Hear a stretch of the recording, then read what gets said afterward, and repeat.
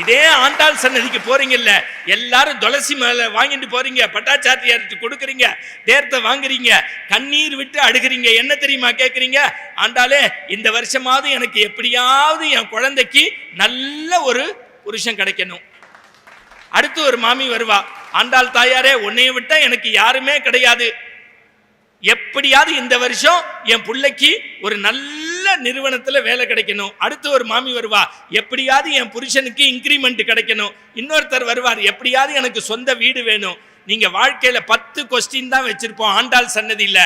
ஒன்னு வீடு கேட்போம், இன்னொன்னு மறந்துடாதீங்க, வீடு கேட்போம், குழந்தை கேட்போம், நல்ல எஜுகேஷன் கேட்போம், இல்ல காரு கேட்போம், பேங்க் பேலன்ஸ் கேட்போம். இந்த ஸ்ரீவில்லிபுத்தூர் சன்னதியில சொல்றேன், நீங்க ஆண்டாள் நாச்சியார் சன்னதியில எதை கேட்டாலும் கொடுப்பா. எதையும் கேட்கலன்னா தன்னையே கொடுப்பா தாயார். இன்னொன்னு சொல்றேன், நம்மளா கேட்டா நம்ம தகுதிக்கு தான் கேட்க தெரியும், கடவுளா கொடுத்தா அவன் தகுதிக்கு கொடுப்பான். அதுதான் பெருசு.